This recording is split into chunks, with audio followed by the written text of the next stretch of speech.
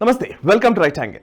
తిరుమల వివాదంపై ఏపీ ఉప ముఖ్యమంత్రి పవన్ కళ్యాణ్ స్పందనపై వెల్లడించిన వైఖరిపై విసుర్లు, విమర్శలు, ఎగతాళి ధ్వనించే ట్వీట్లు వెల్లువెత్తుతున్నాయి. గతంలో పవన్ కళ్యాణ్ వెలిబుచ్చిన అభిప్రాయాలను వెలికితీసి ప్రస్తుత సందర్భానికి అన్వయించి ఆనందించేందుకు ప్రయత్నిస్తున్నారు. ఈ తరహా శునకానందం పొందుతున్న వారిలో ప్రకాష్ రాజ్ మొదటి వరుసలో ఉంటారు. శ్రీవారి లడ్డూ ప్రసాదం వివాదం మొదలైనప్పటి నుంచి అదే పనిగా వెకిలి ట్వీట్లు పెడుతూ రెచ్చగొట్టడం ప్రకాష్ రాజ్కు సరదాగా ఉన్నట్టుంది. విశ్వాసాలను గాయపరిచి సంతోషించడం మనలోని మానసిక వ్యాధిని సూచిస్తుంది.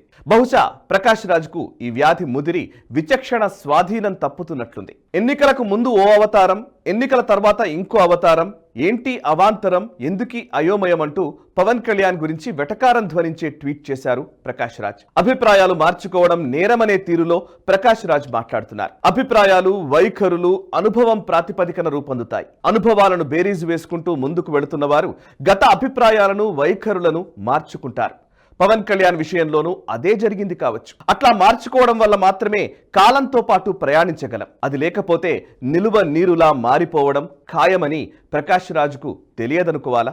అయితే ప్రకాష్ రాజ్కు ఓ మినహాయింపునివ్వాలి. ప్రకాష్ రాజ్ వామపక్ష భావాలను ఆరాధించే వ్యక్తి. వామపక్ష సిద్ధాంతం అర్థం చేసుకోవడానికి, ఆచరించడానికి ఇష్టపడదు. పాత రోతను పదే పదే వల్లిస్తూ భ్రమాలోకంలో విహరించడం వామపక్షవాదులకు అలవాటు, ఇష్టం కూడా.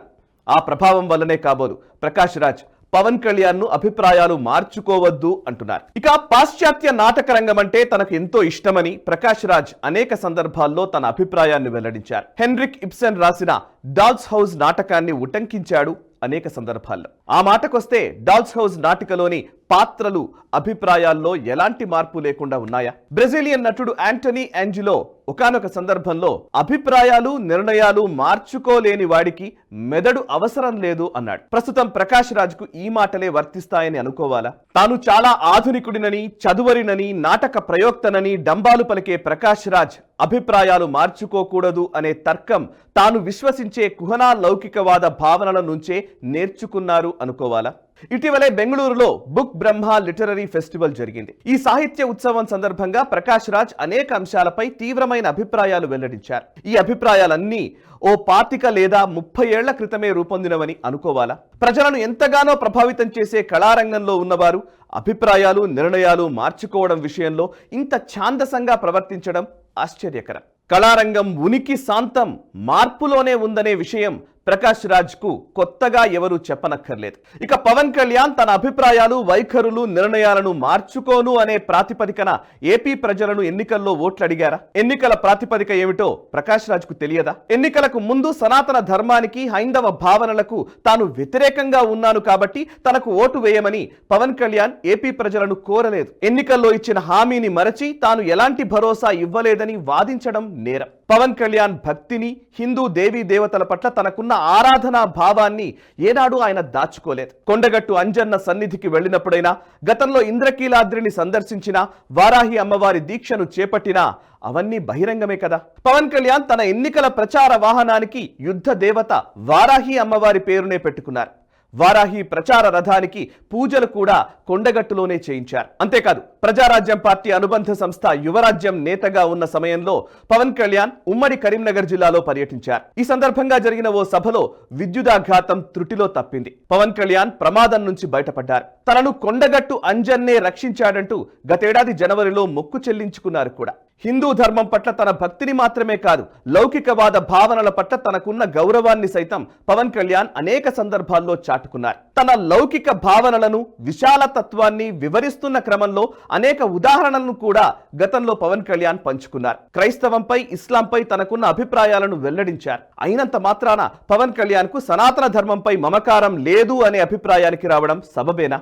పవన్ కళ్యాణ్ విషయంలో లేదా తిరుమల శ్రీవారి లడ్డూ ప్రసాద వివాదం నేపథ్యంలో ప్రకాష్ రాజ్ వెలిబుచ్చిన అభిప్రాయాల ప్రాతిపదికన మాత్రమే చర్చిస్తే ప్రకాష్ రాజ్ అసలు ఉద్దేశాలు మనకు అర్థం కావు. ప్రకాష్ రాజ్ నిజ స్వరూపాన్ని అర్థం చేసుకోవడానికి ఒక ఉదాహరణ చెబుతాను. ప్రకాష్ రాజ్ ఫౌండేషన్ పేరిట ఓ స్వచ్ఛంద సంస్థ ఉంది. ఈ స్వచ్ఛంద సంస్థకు Bengaluru development authority chairman, Congress MLA N A Haris తనయుడు మహమ్మద్ నలపాద్ హ్యారిస్ భారీగా విరాళాలిచ్చాడు. విరాళాలు ఇస్తున్న సమయంలో సదరు ఎమ్మెల్యేను, ఆయన కుమార రత్నాన్ని ప్రకాష్ రాజ్ పొగడ్తలతో ముంచెత్తాడు.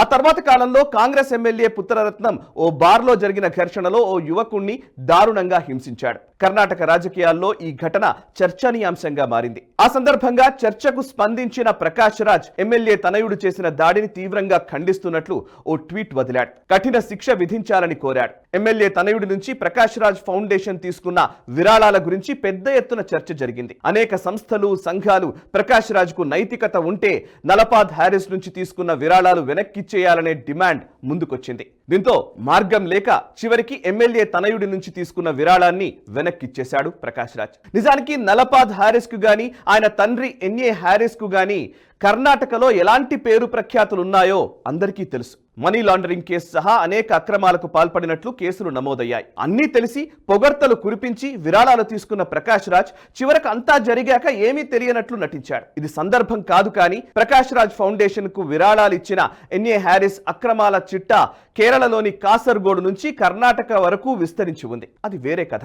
ఎదుటి వారిని గిల్లి ఆనందించడం, సమూహాల విశ్వాసాలను గాయపరిచి సంతోషించడం ప్రకాష్ రాజ్ కు కొత్తేమీ కాదు. గతేడాది ఆగస్టులో చంద్రయాన్ 3 ప్రయోగం విజయవంతమైంది. దేశంలోని వందలాది మంది శాస్త్రవేత్తలు ఏళ్ల కొద్దీ శ్రమించి అంతరిక్ష ప్రయోగాన్ని విజయవంతం చేస్తే హర్షించడమో అభినందించడమో చేయాలి, లేదంటే నోరు మూసుకొని కూర్చోవాలి. కానీ ప్రకాష్ రాజ్ మాత్రం ఇస్రో మాజీ చీఫ్ కె శివన్ ఫోటోను టీ గ్లాస్ పట్టుకొస్తున్నట్లు తయారు చేసి ట్విట్టర్లో పోస్ట్ చేసి మలయాళీ ఛాయ్వాలా అనే అర్థాన్ని నర్మగర్భంగా సూచిస్తూ breaking news, first picture coming from the moon by Vikram lander, wow just asking అంటూ చచ్చు వెటకారాన్ని, ఏవగింపు, అహంకారాన్ని చాటుకున్నారు. ప్రకాష్ రాజ్ వెకిలితనాన్ని చివరకు కాంగ్రెస్ నేత, సుప్రీంకోర్టు న్యాయవాది అభిషేక్ మను సింఘ్వి కూడా చీదరించుకున్నారు.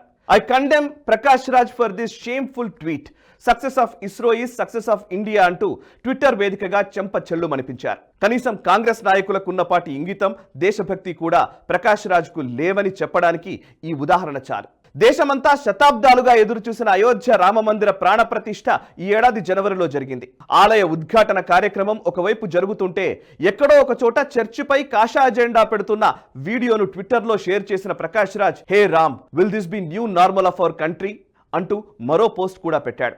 ఎక్కడో జరిగిన ఒకటి అరా ఘటనలను సాధారణీకరించి దేశమంతా క్రైస్తవంపై దాడి జరగబోతోంది అనే తప్పుడు సంకేతాన్ని పంపడంలో ప్రకాష్ రాజ్ ఉద్దేశమేంటో అర్థం కావడం లేదా? ఇట్లా పేర్కొంటూ పోతే ప్రకాష్ రాజ్ ద్వైధీ భావం గురించి, కపట నీతి గురించి కొన్ని డజన్ల ఉదాహరణలు ఇవ్వచ్చు. ప్రకాష్ రాజ్కు లౌకికవాద భావనల పట్ల నిజమైన గౌరవం లేదు.